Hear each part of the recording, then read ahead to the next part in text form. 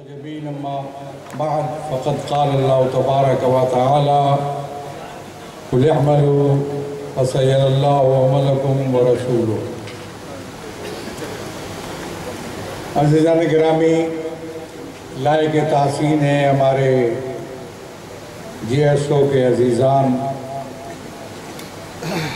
خاص کر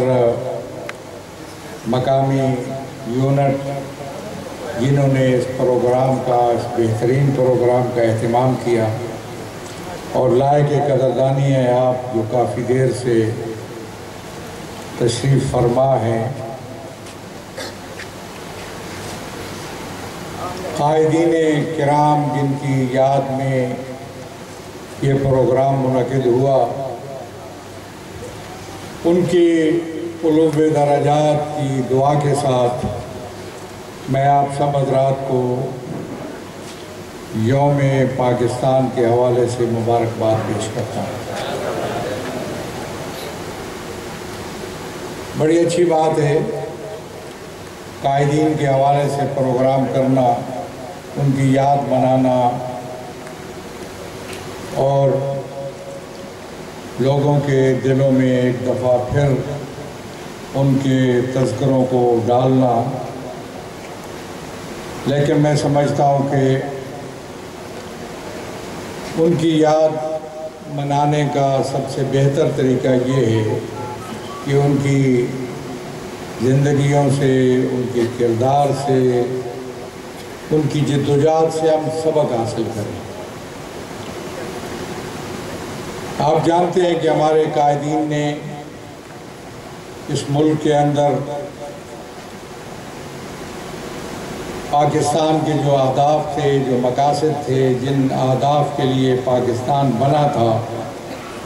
ان کی طرف لوگوں کو متوجہ کیا، پاکستان کے عوام کو، اور ان کی جدوجہد کا محور اور مرکز یہ تھا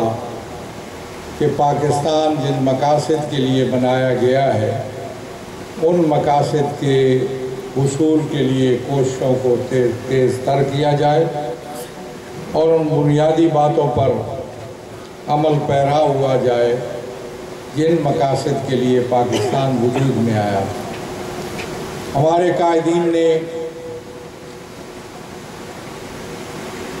قائدین کی جدوجہد علم کی بنیاد پر تھی، جیسا کہ ان کی شخصیات، ان کی ہستیاں علم کے حوالے سے بلند منازل تک پہنچی اور لوگوں کے اندر ان کی حیثیت اور ان کا ایک مقام متعارف ہوا، لوگوں نے ان سے عقیدت کا اظہار کیا، ان کے کہنے پر لوگوں نے جدوجہد میں حصہ لیا۔ تو اس کی ایک بنیاد یہ تھی کہ وہ علم کی بنیاد پر آگے بڑھے اور علم کی بلندیوں کو طے کرتے ہوئے ایسے مقام تک پہنچے کہ جس کی وجہ سے عوام نے ان کا ساتھ دیا، عوام نے ان کی پیروی کو اپنے لیے سعادت سمجھا۔ اس لیے ہم اگر ان کی یاد منا رہے ہیں تو ہمیں علم کی آبیاری کرنی چاہیے، علم میں آگے بڑھنا چاہیے، علم میں ہمیں پیش رفت کرنی چاہیے، خاص کر جب جی ایس او کے جوان اس کو ایسے پروگرام کو منعقد کر رہے ہیں اور اپنے اکابرین کی یاد کے لیے جلسہ منعقد کر رہے ہیں، تو ان کی ذمہ داری بنتی ہے کہ وہ علم میں پیش رفت کریں، ترقی کریں، جدوجہد کریں، محنت کریں، تاکہ جی ایس او کا یہ امتیاز بن جائے کہ جی ایس او ایسی تنظیم ہے جس کے ارکان، جس کے ممبران، جس کے ساتھی علمی میدان میں بہت آگے ہیں، اور اس سے ایک تشویق پیدا ہو والدین کے اندر کہ وہ اپنے بچوں کو جی ایس او میں شامل کرنے میں دلچسپی ہے۔ علمی مقام میں اگر یہ آگے بڑھیں گے، علمی لحاظ سے اگر ان کے اندر امتیاز پیدا ہوگا تو یقیناً جی ایس او میں وسعت پیدا ہوگی، اپنے مقاصد کے حصول میں بھی یہ کامیاب ہوں گے، لوگوں کے اندر بھی ان کا بہتر تصور ہوگا، قائم ہوگا، اور اس طریقے پہ یہ نوجوانوں کی، نوجوان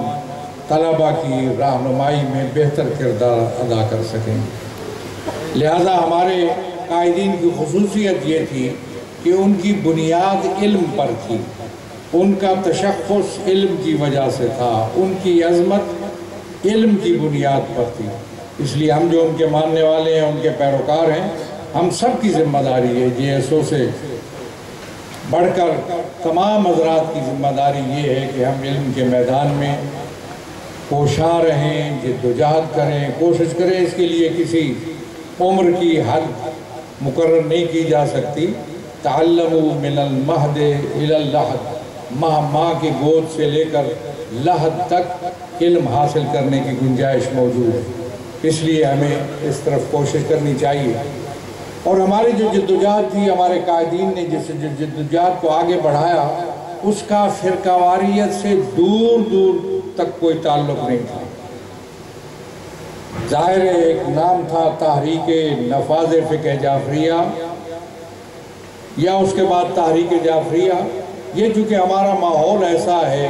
ہم جس سماج میں رہتے ہیں وہاں اس قسم کے نام رائج ہیں، اس قسم کے مشخصات موجود ہیں اور ایسی علامتیں ہیں کہ لوگ کچھ ایسے نام رکھتے ہیں جن سے ان کے مسلک کی یا ان کی سوچ کی عکاسی ہوتی ہو، لیکن جو جدوجہد تھی ہماری، اس کا کوئی تعلق فرقہ واریت سے نہیں تھا۔ اس ملک کے اندر اسلامائزیشن کا عمل شروع ہوا، ہمارے قائدین نے اس طرف توجہ دی کہ شاید کوئی خاص برانڈ کا اسلام اس ملک کے اندر نافذ ہوگا۔ آج بھی ہم نفی کرتے ہیں، کوئی خاص نوعیت کا برانڈ کا اسلام اس ملک کے اندر نافذ نہیں ہونا چاہیے۔ وہ اسلام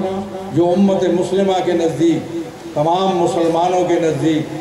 متفق ہے اور جس کو سب لوگ مانتے ہیں،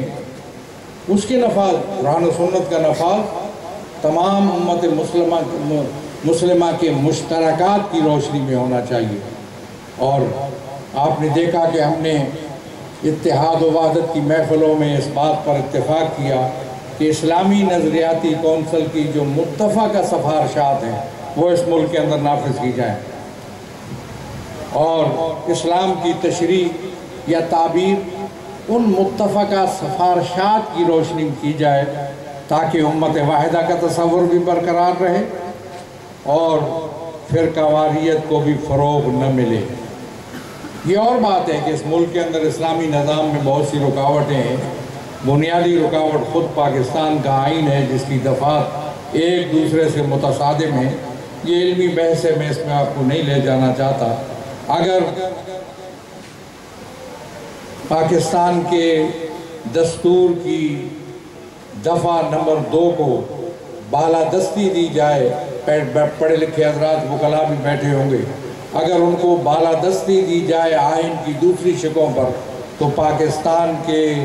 پاکستان میں اسلامی نظام کے نفاذ میں کوئی رکاوٹ برقرار نہیں۔